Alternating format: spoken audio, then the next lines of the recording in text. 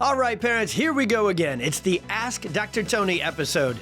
This is the Experience Miracles podcast, and I'm your host, Dr. Tony Ebel, an expert in pediatrics, neurodevelopmental disorders, and drug-free, nervous system-focused healthcare. On this weekly episode, I'll be addressing the top questions on every parent's mind. If there's one thing we love and welcome, it's parents who never stop learning, asking the hard questions, and advocating for your kiddos like none other. So get ready for some real talk, real-life clinical and parenting experience, and real easy to understand answers that will help your family take action and get to that next level of health and healing. You ask, I answer. Let's dive into today's episode. All right, Experience Miracles community, and especially autism community, we got to have this chat. We get to have this chat. We are, man, if you think I nerded out with you on the first 100 plus episodes, my outline, my notes, my research for this one is extensive. The Leucovorin, autism, folinic acid, FRAT test conversation has really exploded over this recent time period, and that's good. So much conversation, more awareness, more conversation, more information, more research, more acceptance, more of everything about autism, to me, is definitely more better. But in the same bad English breath there, what I'd like to say is, hopefully, and especially with this episode and this podcast, it will, does that allow us to not just take this conversation and politicize it? Can we please not take this conversation and limit it and say, oh, it's just this or it's just that, and here's that treatment and here's that cure, and away we go?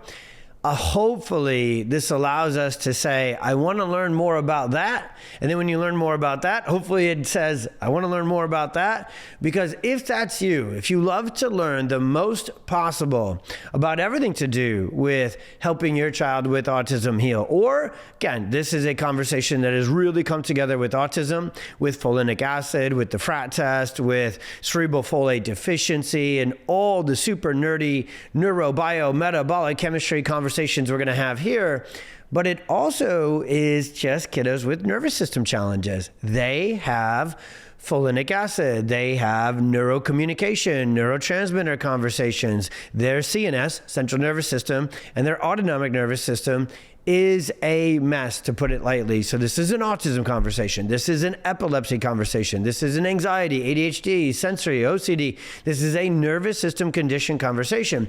Now, let's start way 30,000 foot view, because I've got so much to teach you on this one. I just need to start. I normally do a longer introduction and really set the tone. I'm just going to work all the way at the top. We're going to get all the way into it. And then you got to stay. I don't even know whether I call this the second half I have planned for this episode. But really, this conversation with leucovorin and all this, and cerebral folate deficiency, it's going to take us into leaky gut. It's going to take us into neuroinflammation. From that, this autoimmune, leaky gut. So actually, let me say it that way. We're going to go into autoimmune disorder conversation. But we're not actually going to be done there, because once we get into the autoimmunity, which is underneath a lot of this with these antibodies, and therefore why leucovorin would maybe help out, and getting into the science, there's actually more. Even in mainstream medicine, well, let me go in order. In the media, they're definitely not going to tell you the whole story. Sound bites at best. And again, if that moves us to more answers, more help, more support for families with autism, I'm all for it. I don't care how it gets to us. Let's just go for it. Then you go to mainstream medicine. You go to a conventional pediatrician and you want to talk about these things. You're not going to get very far down the road. Now, awesomely, you go to a functional medicine, biomedical, integrative pediatrician, medical doctor, nurse practitioner, I don't care their initials, just if they're an absolute expert into functional and integrative medicine, you're going to get a lot of the same neuroscientific conversation I'm going to have here.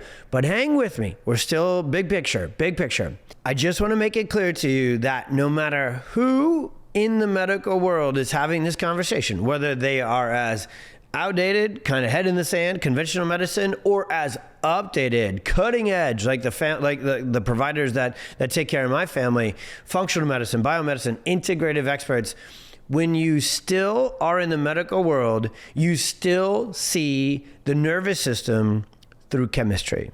You still see central, CNS, autonomic, ANS, nervous system function as they taught it to us through school. And all of us had to take all those chemistry classes. All of us had to take the biochem classes. All of us had to take the physiology classes. So whenever we start to learn about the nervous system from the medical community, all sizes, all forms of the medical community, we tend to learn about it only through the lens of chemistry.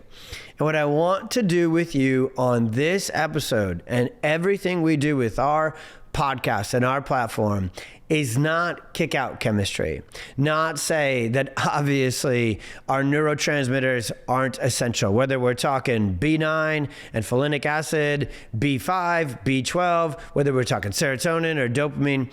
Anytime we have a neurochemistry conversation, it's essential to talk about these neurochemical components.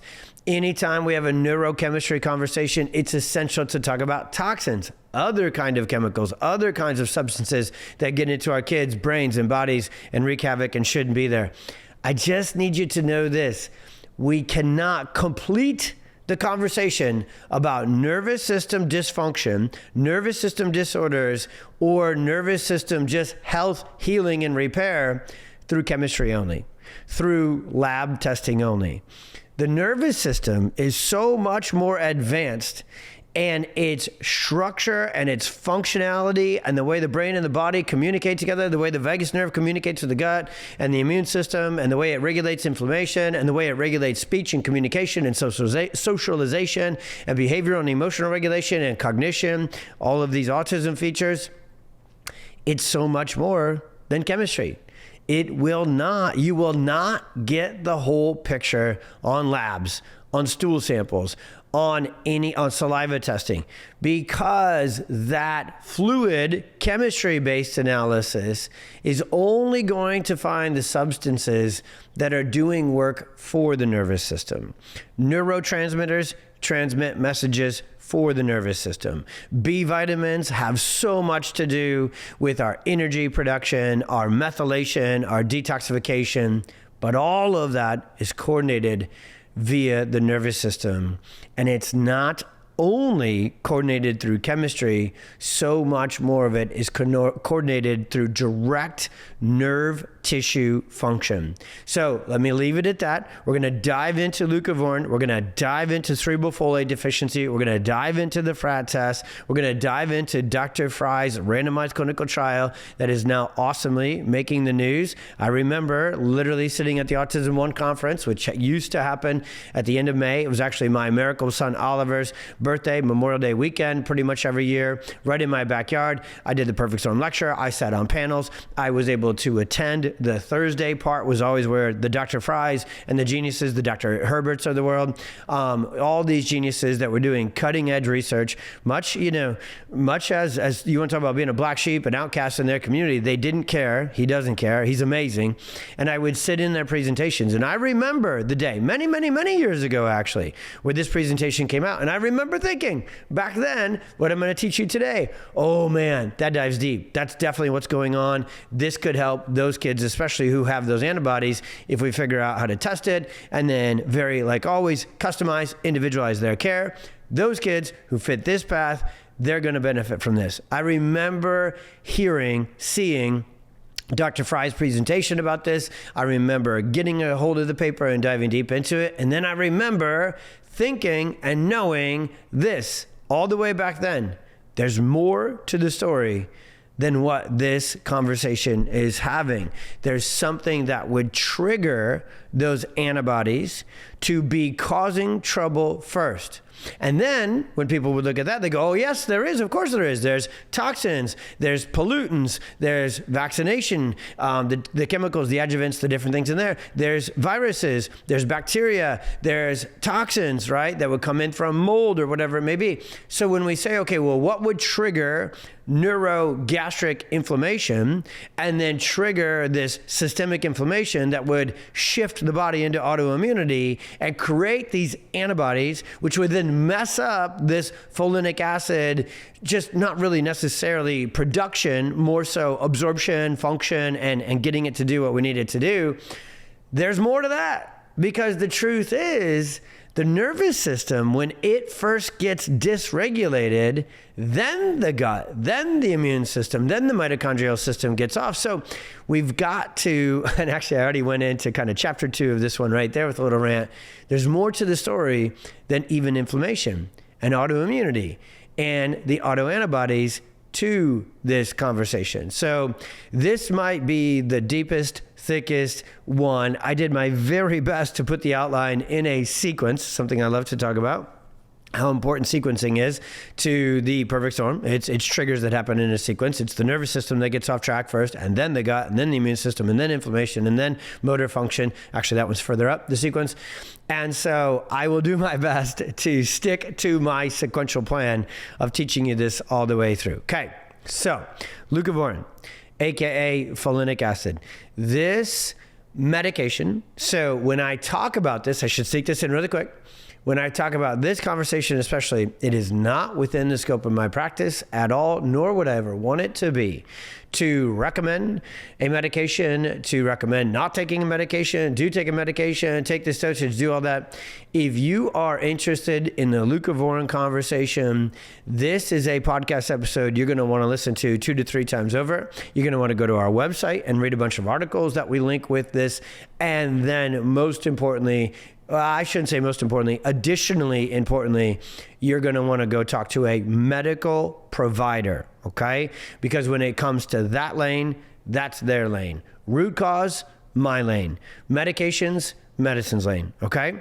So this Leucovorin is something that can bypass several steps of folate metabolism, and therefore, when given for the right kids, we'll talk about that in a second, can restore folate signaling to the CNS when transport or conversion is impaired. Okay, I'm going to slow down. I'm going to teach this one with probably a slower cadence than I normally do because it's a complex neurochemistry science conversation. And then also I know it's going to be a lot for you guys too, in a good way. So I'm going to pull things out at a different cadence. Can restore folate signaling in the CNS when transport or conversion is impaired. So there's 3 things right in that sentence that we actually need to go deep individually on. Folate signaling. We're going to come back and we're going to talk about what really controls folate signaling, nervous system signaling in the CNS. So the whole time we're having the CNS conversation. And then when transport or conversion is impaired, so the next question has to be, well, what would first get in the way of transport or conversion of folate? And that's where what's called FRAT blocking, really where this autoimmune, and I'll read you the whole term here in a second, but what happens is you end up with these autoantibodies that are not supposed to obviously be there, but they're excessively there in certain cases in certain kids, and it blocks the folate receptor that right at that blood-brain barrier. And what happens is, if you think of the blood-brain barrier, which is really beautiful and incredible, it's designed by God, that certain nutrients, certain things are supposed to get in to the CNS, get into the brain, get into the spinal cord, and then get in there and do very advanced function. Honestly, only certain substances, certain things are supposed to get in. If you think the body's complex, try and get inside the brain and the central nervous system. It's even more complex from a neurofunctionality, from a neurochemistry, from everything. So to get folate in, right at that blood-brain barrier are these receptors. What happens is these auto-antibodies, so these bad guys, they show up right there at that intersection. I'm just going to give a very simple farmer crude analogy. This isn't really what happens. They beat up the receptor and they say, you're not doing your job. So even if we have enough folate from our diet, I'll get into that. Hey, where does folate even come from? Even if we have enough in our diet, even if our gut were to be functioning appropriately and get folate absorbed and into the bloodstream and into the system that needs to then deliver it up to the blood-brain barrier, cross, if we didn't have these antibodies and this issue here, the blood-brain barrier, and then get into the brain, get into the central nervous system and do its job. So even if everything upstream was working okay, well, these FRAT son of a guns come in there, block that receptor and cause trouble. So what does Leucovorin do? What would this medication, what would this treatment help out? Well, first, you would need to find out, is this a problem? This is going to be the problem with these things making the news. Anytime something shows up on traditional media or social media, it's on the surface, which is kind of where most people take information, right? They don't really dive deep, like all of you rock stars listening to this podcast and always listening and reading articles and doing stuff. When you read it on the surface, it's like, oh, are they saying it's going to help for everybody? They better not be. Nobody better not be, nobody better be. Sorry, say that 5 times fast. Because there's only certain kiddos, even within the autism spectrum, who we know have these autoantibodies and have this folate signaling transport conversion problem.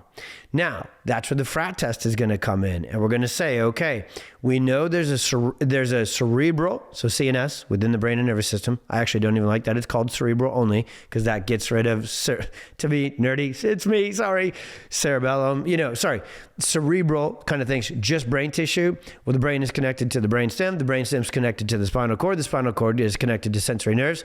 So the entirety of the central nervous system, not just the brain, needs all these things working wonderfully. Obviously, the big workshop is up in the brain. So cerebral folate deficiency, which is a rare condition that can present with autism features, in that subset of this autism spectrum disorder conversation, we're going to likely, that's what the research shows, I'm going to hit that next, see benefit. I still, even if your kiddo gets a FRAT test, even if they're found to have these autoantibodies, even if you get them on Leucovorin and it does great work symptomatically, functionally, you've got to make it all the way through this podcast because we need to get into why did the autoantibodies, why did that receptor get blocked, why did that cascade start first, and then we'll go, okay, well, that's autoimmunity. It's an autoimmune condition. And a lot of people now with autoimmune conditions, I'm going to do a lot more podcasts about autoimmune conditions. They go, oh, that's what it is. It's autoimmunity. But we got to keep going. Why did the body turn on itself? What kind of or area of dysfunction and dysregulation set up first that would lead to such dysregulation, dysfunction within the immune system to be autoimmune? There's always more to the story. You just have to keep digging into neurophysiology, immunology, gastroenterology, mitochondrial, just making that up. I was going to say mitochondriology, but that's hard to say. It's remember, we talk about neuroscience stuff a lot on this podcast. So I got to sneak in at least a few made up words, some bad English, some Iowa farmer analogies, and a bad dad joke or sarcasm here or there. Okay? A lot to learn. Might as well have a little bit of fun while we're doing it. All right? So know this. This is a targeted therapy for a defined subgroup, and definitely not a net autism cure. And I think it's going to be, I know it is very important for anybody and everybody who ever talks about Leucovorin, folinic acid, FRAT testing, to do what I'm going to do on this one, which talk quite a bit and get pretty detailed. Because when you have a child with autism, and especially if they're level 2, and my goodness gracious, if they're level 3, there's just not another word to use. I get it. I feel it. When my son was having seizures at the beginning of his life, I was every bit of this word as a parent. You just get into a state of desperation. You get into a state of exhaustion. You get into a state of, I'll try anything. And so a lot of times your nervous system is not only so exhausted and dysregulated, or is so exhausted and dysregulated from the challenges of your child's completely exhausted, dysregulated nervous system, which is the real root foundational cause, which includes a lot of this stuff we're talking about here, to autism. And you just see stuff, you go for stuff. You hear about stuff, you go for stuff. I love that about you. So flippin' much autism parents. But when you can slow down to speed up and dive deep with nerds and practitioners and researchers like me, and you can get the whole story, then you won't get blown off course. Then you won't necessarily get caught up in stuff that might be absolutely perfect for one child and not do anything for yours. For as long as I've been at this, coming up on 2 decades right now, that probably more than anything. So quick aside, and then we're going to come back into folate and FRAT testing and autoimmunity and everything else. But a very quick, important aside, just a real kind of core value, pediatric, experience miracles principle statement. What I know is so frustrating, confusing, and disheartening when you're a parent with autism is the fact that not only is there so much information out there, I mean, that's the understatement of the century, but it all seems to have worked for at least this kid over here, on this comment, in this Facebook group, on that post, or that kid over there in your local support group or your local community, or your niece or your nephew, or another practitioner says this works with the kids that they care for. So you have this absolute near impossible maze to wade through as a parent of autism, where the moment you hear X worked for autism, Y worked for, let me go to A worked for autism, B worked for autism, C worked for autism, D. What is so complex about autism is how complex it is. So we have very established known patterns. That's the perfect storm. That's what we probably teach more completely, more foundationally, and more simply than anybody else. Is the age-old question, what is the root cause? But even that, the perfect storm, is a 30,000-foot view. When I actually get to do my job clinically, and docs like me and providers like me do our job clinically, it's not, hey, this worked for a kiddo this morning or a kiddo last year. It's, we're going to dive deep into your child's case history, we're going to do deep dive neurophysiological examinations, and we're going to figure out through obsessively individualized, personalized testing and evaluation and case management what's going to work best for your child. Now, as a parent, you don't get that, right? As a parent, you're jumping in everywhere you possibly can. And even if it sounds like it might work, get me at it. Let me at it. Let me have it. Never leave that. And I know it's going to sound like I'm talking out of both sides of my mouth right here. Never don't do that. Never don't keep searching. Never don't keep diving into podcasts. Never don't keep, I'm saying that wrong. Goodness gracious. Keep diving into books, keep diving into podcasts, keep diving into Facebook groups, keep talking to anyone and everyone where you can get more information. But you got to filter all of that through your child's very specific case history, examination, insight scans, which are nervous system dysfunction testing, lab results. And if there's ever a conversation that really drives that one forward, like, hey, will this work for my kiddo? It's probably the Leucovorin and the Folinic acid and the FRAT test, because you've got to have that very specific testing and findings to have an excitement, to have confidence that this medication and this treatment would help your child. Okay. So let's kind of summarize as best we can. And then we're not done, because there's so much more about autoimmunity and what's actually underneath autoimmunity to really give you the whole episode on this one. So in this study that Dr. Fry did, it was published in Molecular Psychiatry. In children with autism with language impairment, high-dose folinic acid improved standardized measures of verbal communication versus placebo. And the signal, the results, were obviously strongest in the kids whose FRAT test showed positive. So folate is like fuel for your child's brain. It helps build neurotransmitters, which are the brain's chemical messengers, and supports myelination, which allows the brain and the nervous system communication to be so much more effective. It's the myelin is the under armor. It's the, if you think of a wire, if you kind of that plastic coating, that keeps it protected so the wire can function a lot better. If you chip into that, you expose that, the wire shorts out. Myelination is that. Now, we got to say this again. So folate, fuel for your child's brain, because folate helps build neurotransmitters. Neurotransmitters transmit messages for the brain, the central and the autonomic nervous system, which means the nervous system's still the boss, not the messengers. So the neurotransmitters are doing what the nervous system air traffic control coordination, it's kind of like the operating system, what that's telling it to do.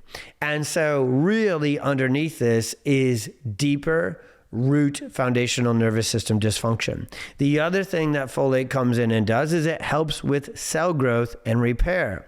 And that can be in the gut, the skin, the brain. The body needs folate to copy DNA and to get its cell repair and growth done. Okay, very essential building block to that. Folate, and this is a whole nother comment, we're going to do a whole methylation, MTHFR, COMP episode 2, which I feel like I wanted to do it. I had initially put my outline together to go into MTHFR methylation entirely on the same episode as Leucovorin, FRAT testing, and everything we're doing here. Yeah, no, not the best plan for your brain, okay? Or mine. We talk about nervous system exhaustion and dysregulation a lot on this podcast. We'd all end up there if I tried to do the whole conversation about methylation with this one too. But folate is key in the methylation process, which is another way of saying, okay, how does the body turn stress signals down, detox, get rid of chemicals and things unwanted, and then make energy? So methylation is obviously essential to neurological function. So folate is essential to methylation. So that's where we're deep and awesome with this conversation. Real simple, real quick, 30 seconds.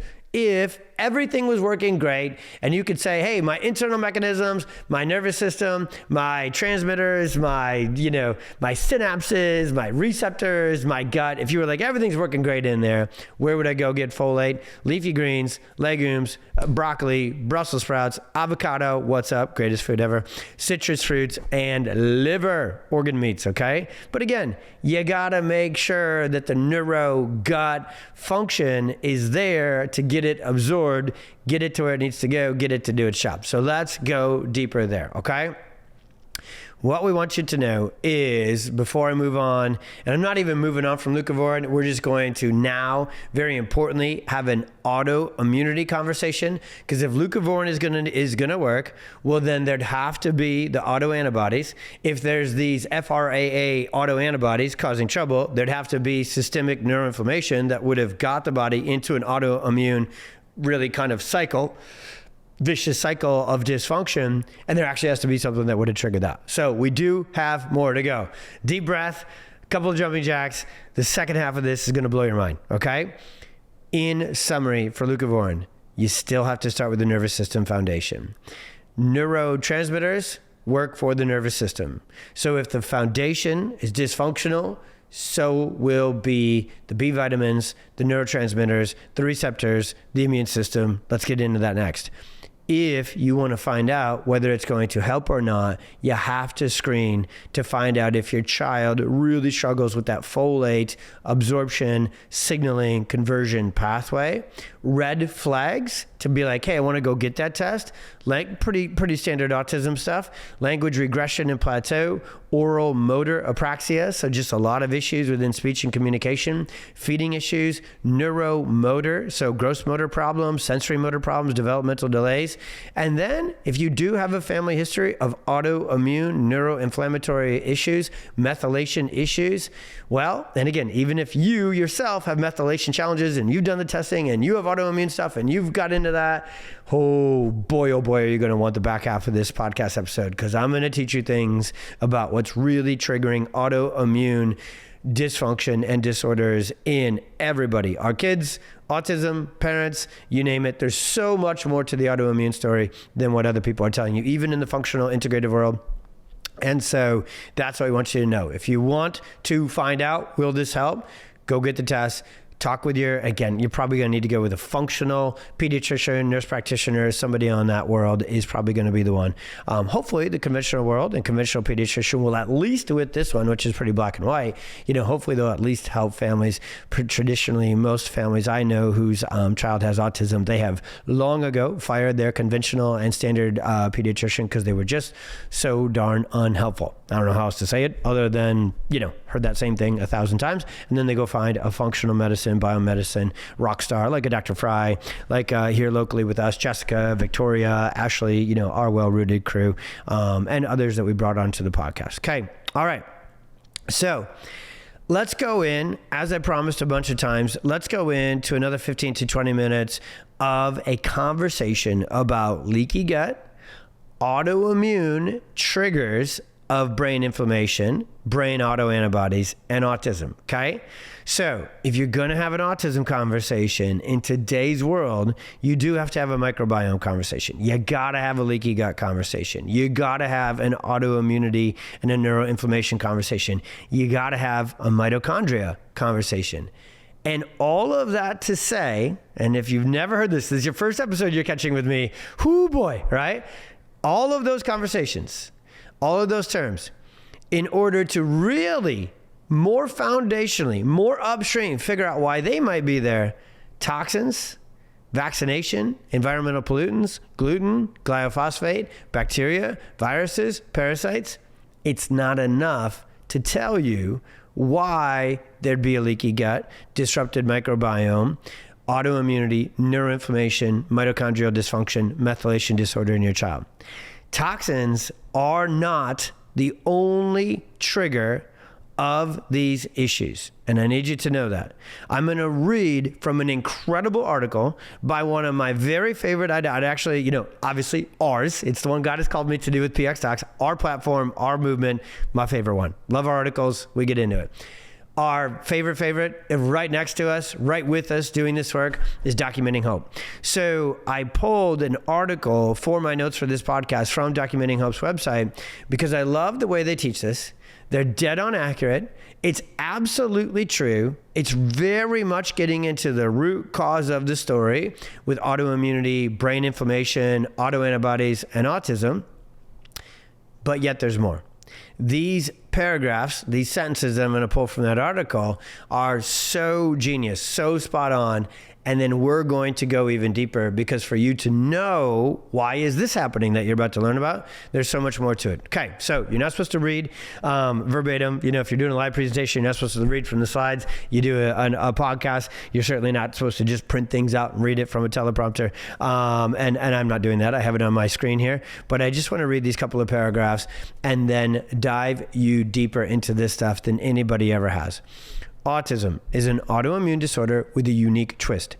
Many children with autism have autoantibodies created by their severe leaky gut condition. We're going to come back to that. Created by their severe leaky gut condition. Yes, indeed. But if you're me and you're a chiropractor and you're a parent who wants to, no matter how far you got to keep digging, keep asking the question, okay, that causes that. Well, what causes that? That's what we're going to do. The severe leaky gut condition is not actually the deepest, most foundational part of the problem. So many children with autism have autoantibodies created by their severe leaky gut condition, and unique autoantibodies have also been found in their brains. Brain autoantibodies have been found to cause severe inflammation in the brain, destroy brain neurons, increase demyelination, and severely affect neurological functioning. Now, I'd like to be specific. I was going to read the whole thing and then kind of come back to parts, but I'm going to do it as we go now. It's not just the brain. It's the spinal cord. It's the actual synapses and nerves out throughout the body. And you know where else this wreaks havoc in? The vagus nerve, which isn't inside the brain. It comes from the brainstem and goes down to the body. So I know they mean that when they're really, the accurate way of saying that would be, it's not just in the brain. It's in the entire central and autonomic nervous system and all those tissues. Autoantibodies created, here we go again, autoantibodies created by the leaky gut condition have been found in the intestinal mucosal barrier, which is the first line of immune defense of the gastrointestinal tract. Mucosal immune cells make approximately 70% of the immune cells. So GI autoantibodies can very much affect immune functioning. Autoantibodies attack the gut lining and cause chronic inflammation. Hang here with me. What if there was already chronic systemic neuroinflammation due to something called dysregulation and sympathetic dominance that allowed the cascade that we are learning about right here, which is very true, very much happens in the majority of cases with autism. What if there was a fire brewing before then this fire? You know how fire spreads, right? And that's why they're like, oh, we got to draw a line, we got to cut it off here. What if the fire was already brewing before leaky gut, before the mucosal line was attacked, before the autoantibodies were even created? What if there's something even deeper? There is. Inflammation causes detrimental effects to the integrity of the mucosal barrier, the protective secretory immunoglobulin A, which leads to increased permeability. So once the inflammation hits the mucosal barrier, once the autoantibodies attack, then it opens up, creates leaky gut, increased permeability, and now the toxins can get in. So, and harmful substances such as toxins, antigens, microorganisms, pollutants, you name it, plastics can enter into the intestines and the bloodstream. This inflammatory process by the autoantibodies creates an autoimmune factor in the gastrointestinal tract, which triggers a number of gut symptoms in children with autism, as well as the gut-brain connections. Children with autism not only have eating, feeding, and dietary problems, but also can have chronic constipation, diarrhea, GI reflux, bloody stools, vomiting, pain, intestinal gas. Signs of GI inflammation, such as lymphoid nodular hyperplasia, just really inflammation of the colon, gastritis and esophagitis may be present as well. GI autoantibodies trigger all kinds of food insensitivities and food intolerances. So you probably have a whole test and you're living a very restrictive diet life right now, such as gluten, casein, and malabsorption issues, which are all associated with GI abnormalities in children with autism. All of these GI neuroinflammatory gut issues and symptoms increase symptoms of autism. Okay. That was super nerdy. That was super gut. That was super leaky gut. We got into permeability, into chronic inflammation, into the gut lining got attacked. Then from there, it opens up the permeability. Then the toxins get in. For most of the biomedical, functional medical, neurointegrative world, whenever they talk about the brain being attacked, the brain being inflamed, and the brain being a problem with autism, rightfully, accurately, very intelligently, they dive into that and they leave it at that. And they say, so if we stop putting toxins in, if we rebuild the gut lining and rebuild gut health, and then put some detox agents, some binders, some chelators, however different people do it a different way. I'm going to simplify it for this. So if let's stop putting toxins in, let's rebuild the gut, and then let's detox. I am very intentionally simplifying the functional medicine approach. The theory goes, if we do that, we'll get the brain better. We'll get the central autonomic nervous system better. I cannot tell you how many families I've served and talked to who have done all that, and the brain and nervous system didn't get better. Maybe it got a little bit better. Maybe it even got substantially better, but it didn't get all the way better. I cannot tell you how many providers who can teach the I'm going to take neuro out, who can teach the gut, immune, inflammatory, toxins, integrated functional science way better than I just did, just pulling that genius article out and breaking it down some, who have taken that theory into their practices, done everything they can to shut off autoantibodies, rebuild the gut, close those, shut down the permeability, get the toxins out and stop them going in. I can't tell you how many providers I've met who have gone to the greatest lengths on earth to heal a child with autism and neurological conditions deep down those roads. And then report to me, provider to provider, hey, it's working. We're seeing some great results. But there's more, not everybody's responding. And some I'd really like to respond more. And some are getting worse, not better when we do this. So there has to be more to the story. So I know this is one of the longest episodes in history that we've put out there. One of the nerdiest, brain-draining episodes. Stay with me right now on this final chapter because it'll blow your mind and it'll finally put this whole gut inflammation, even into this leucovorin and folinic acid and FRAT test autoantibodies conversation together. We've got to ask ourselves, all right, so we know we've got a leaky gut. We've got increased permeability. We've got microbiome, gut, immune, mucosal, autoimmune issues. We've got a leaky gut, we've got a disrupted gut, and we've got autoimmune condition. Why? What's underneath that? Is it just that the toxins got in there, started wreaking havoc on the mucosal line, and created that cascade, that sequence we just went through? Or is there more?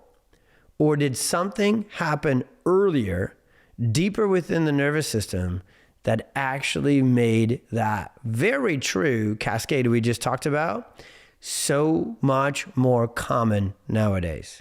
Because toxins aren't new, viruses aren't new, chemicals in our air isn't new, especially when it comes to environmental pollutants. You could very much argue that a couple generations ago, during the Industrial Revolution, when there was still lead paint, asbestos, cigarette smoke, and DuPont and other chemicals just dumping things into our water supply at an unheard of level. You could make the case that at least environmentally, obviously our food and everything else has become so much more jack full of preservatives and, GMOs and everything else. But in the environment and the pollutants, you could say, man, they actually used to be a whole lot worse, but we had a whole lot less autism. So if toxins aren't brand new, but autism has exploded from 1 in many thousand to 1 in just a dozen or so, if you track it forward in kids and boys in California right now, there's got to be something even deeper than gut dysfunction and autoimmunity, and that's nervous system dysregulation. When the gut-brain immune axis is off kilter, we can't just look at it from a neurochemistry, from a neurotransmitter conversation. We've got to look at it from a neurostructural conversation. We've got to know that all of that wiring and all of that communication comes through the vagus nerve, the parasympathetic system, so that's the rest, regulation, digestion, detoxification, methylation. So the parasympathetic system is in charge of methylation. It's in charge of cellular generation, energy generation, mitochondrial function, detoxification. Like the vagus nerve and the parasympathetic system is the boss. So autonomic regulation, when disrupted, so when the good side is shut down and the bad side, for this conversation, sympathetic dominance is triggered, we're in a bad place with everything we just talked about. And it likely happened before toxins even would have got into the bloodstream. So low vagal tone decreases or causes what's called a weakened gut defense. When the vagus nerve is dysfunctional, the vagus nerve is required for peristalsis. Let's just start there. Peristalsis is motility, moving things along. We can't get toxins out, even with all the chelators, the binders, and the supplements, and the Epsom salt baths, and the brushing, and you name it, if we literally just can't get the gut to move. The gut's a muscle. It's a bunch of muscles under the control of the autonomic nervous system. None of us can be like, hey, esophagus, go ahead and do your thing, and then stomach, and then small intestine, and then colon. I skipped a few. It's not under our control. It's under involuntary control via the autonomic nervous system. So the vagus nerve is in charge of peristalsis, and the first thing that happens when a child gets what's called subluxated, stuck in sympathetic dominance via the perfect storm, is their gut motility decreases. Now they are I'm just going to stick to this one thing. And we got so much more. When sympathetic dominance, subluxation, nervous system dysregulation shows up first, and it can happen all the way during fetal development in neuro, gut motility is decreased. If you don't have optimal gut motility, you don't have optimal absorption, assimilation, and you definitely don't have optimal elimination. Of what? Anything.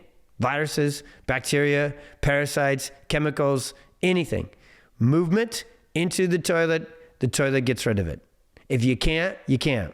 The second thing the vagus nerve does is it produces stomach acid and pancreatic enzyme secretion.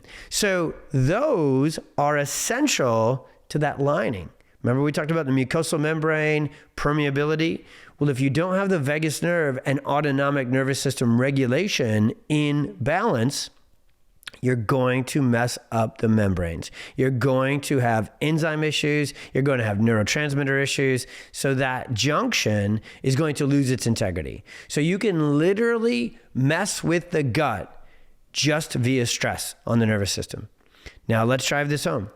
Have you ever had a really, really, really, really, really stressful day, ate a really healthy meal, taking all your probiotics, taking all your enzymes, taking your magnesium, taking your gut fortify leaky gut repair supplement, and still had gut issues, still had loose stools, still had stomach pain? Yes.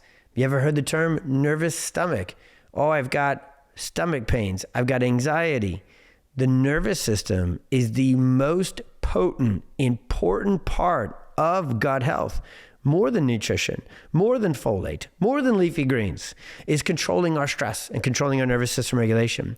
So if vagal nerve if signaling is suppressed, digestion slows and the gut lining gets leaky, even if your child was never exposed to a single chemical. If their nervous system were to get subluxated, stressed first, they're much more likely to have a leaky gut, a permeable microbes, just bad things getting in, and you can have this strep bacteria and all sorts of other bacteria and microbes overgrow just from low vagal tone. So write that down as low vagal tone. What's the other side of that? About to have the same conversation, just looking at it from the other side. Chronic sympathetic dominance equals inflammation. When the fight or flight system is stuck on, the first thing it does is it shunts blood flow and nerve activity, so CNS activity, away from the gut. When the sympathetic nervous system is chronically stuck on, guess what it suppresses? Secretory immunoglobulin A and other immunoglobulins as well, which are in charge of limiting inflammation and taking care of the mucosal lining. So when you have sympathetic dominance, you get blood shunted away from the gut, you get decreased peristalsis, you get decreased IgA, and you get weakened mucosal immunity. Here's what that all comes down to. Just from subluxation, nervous system dysregulation, sympathetic dominance alone, you leave the gut lining vulnerable to bacteria, viruses, toxins, pathogens. And what happens is, here's the real one. The immune system then over-responds to invaders and even normal food particles. Did you get your child's food intolerances and allergy testing? You're blown away that they're intolerant or allergic to apples, strawberries, things you thought were healthy. What gives there? Again, diving deeper, that doesn't just mean that different toxins got in there, wreaked havoc, and set off that cascade. It actually means that stress, subluxation, sympathetic dominance likely got in there first. And the third chapter of this, really talking about there's actually so much more neurology to autoimmunity conditions and autoimmune challenges. Immune dysregulation, of course, equals autoimmunity. But what if there was a dysregulated, what's called afferent input? So the neurosensory system into the brain was subluxated, dysregulated first. That then shifted the brain, the central and the autonomic nervous system, into that hyperactive, hypersensitive sympathetic mode. And then that activated the microglia and the immune signaling. So there's neurology before gut. There's neurology before immunology. There's neurology before inflammation, and there's neurology before mitochondrial dysfunction, which is another episode for another day. So over time, when stuck in chronic sympathetic dominance, the body begins to attack its own tissues, even with a perfect diet, tons of supplements, and tons of nutritional support. And so we have this all the time. Our most sympathetic dominant, vagus nerve parasympathetic exhausted patients, they will have shifted their kids or their own diet to perfect. They're literally growing their own foods. They're fermenting their own foods. They are eating the most pristine, perfect diet ever because they did the lab testing, they did the stools testing, they did the functional testing, and they were told the reason your child has autism, a brain-based disorder, the reason you have anxiety, a brain-based disorder, the reason your child's having seizures, a brain and nervous system-based disorder, is because of leaky gut and neuroinflammation and food and the whole cascade we spent this whole hour talking about. But when you only look for nervous system dysfunction on labs, you'll never find the whole story. When you only look for nervous system dysfunction and dysregulation in stool samples and saliva testing and just in chemistry, lab, metabolic sort of understanding and testing, you'll never find the whole story as to what's really causing the nervous system to be off track.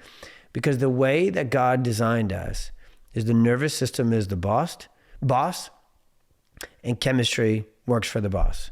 Neurotransmitters work for the boss. The gut does what the boss tells it to do. The immune system does what the vagus nerve tells it to do. The mitochondria do what the nervous system activates and triggers it to do. I could go on, but the nervous system isn't reliant entirely on chemistry. The nervous system has its own anatomy, its own structure, its own function that operates not just through sodium, calcium channels, magnesium, and neurotransmitters like they taught me in school and they taught everybody else. The nervous system actually communicates faster than the speed of light and the speed of sound because it actually uses a lot of non-chemistry components for communication. Now that neuroscience is actually even beyond the pay grade of this episode and as deep as we went, but the nervous system can get thrown off track without toxins. Then just from, I don't mean to minimize it, I mean to maximize it, from stress, from sympathetic dominance, from vagus nerve exhaustion and dysfunction and suppression, you can get into a vicious cycle of leaky gut, more inflammation, more dysautonomia and dysregulation. So when people say, does a leaky gut, does neuroinflammation, does disrupted methylation, does altered mitochondrial function, do those cause dysautonomia and nervous system dysregulation? They do. It's a vicious cycle, but that doesn't mean they started it.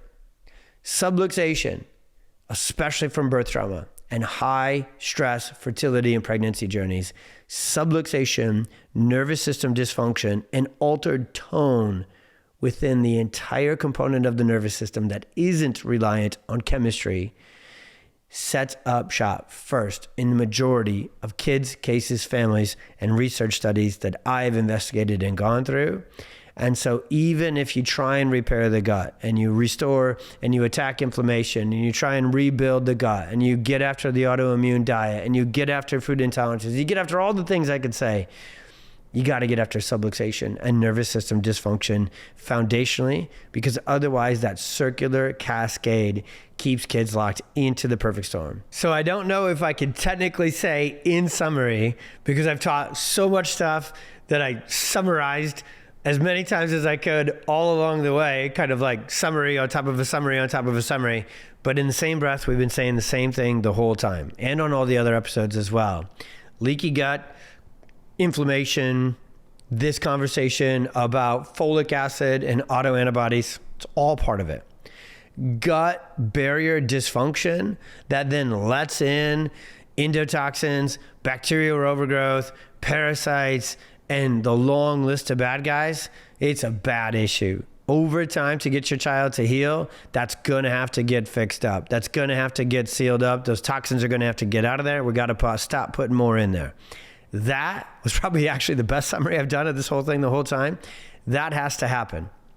But what if something else happened first to put that problem, that part of the problem, in play?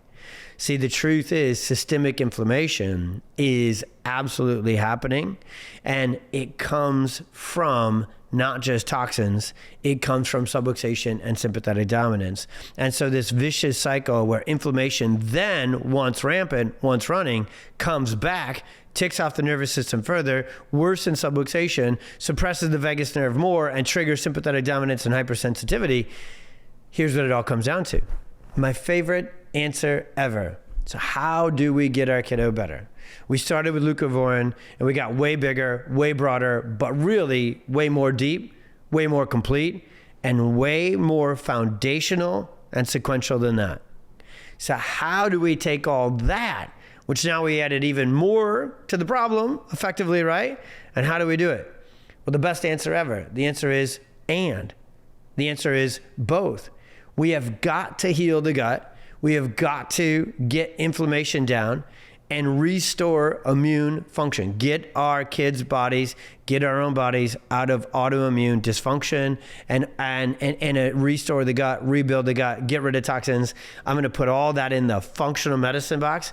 We must do all that to get our kids to heal. I'm the biggest fan of that world, like you wouldn't even believe. We're going to bring on more experts. We're going to bring more to this podcast, more to this world. We're actually really, really working on something for your families to really, really help, because there's such a void of really good, really effective, really safe, not too punchy supplements in that world. So we're even talking to some experts there. Like, how can we help? How can you help us? Which means we'll help you if you can figure it out.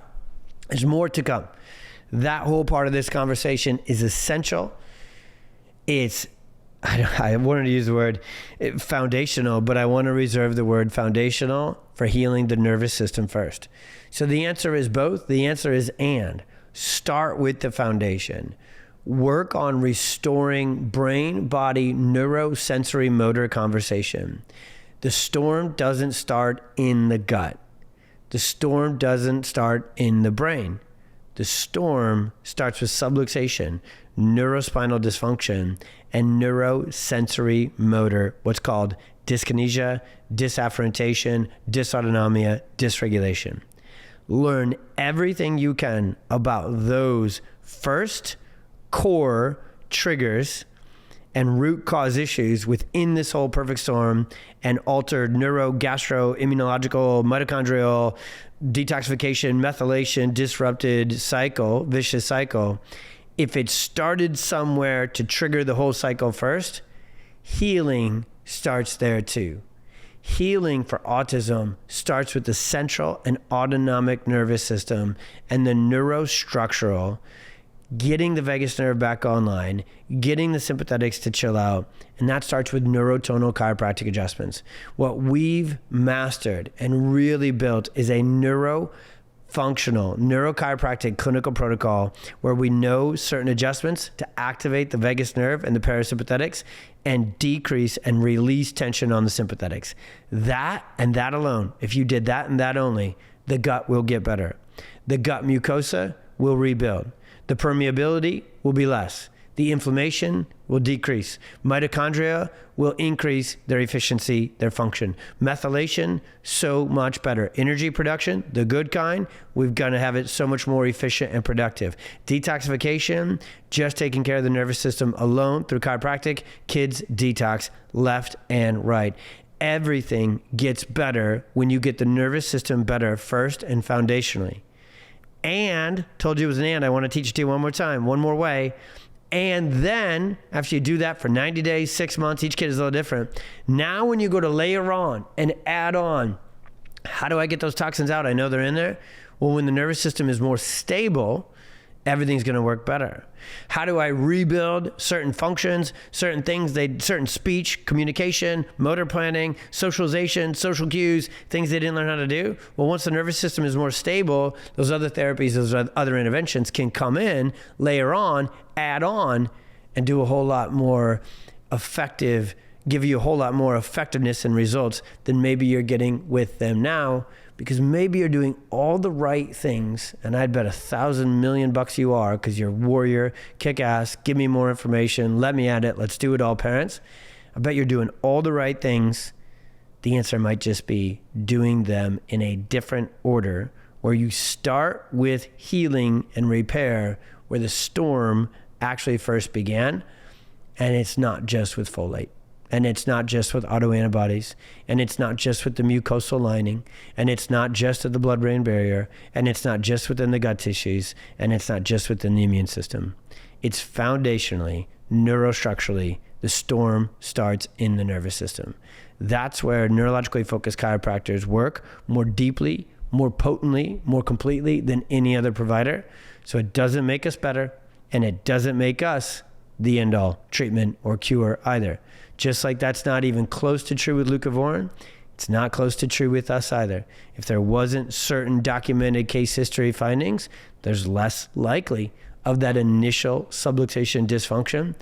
But what we find is in 95% of our cases, the child went through the perfect storm, first two triggers of sympathetic dominance, subluxation, nervous system dysregulation, vagus nerve dysfunction first.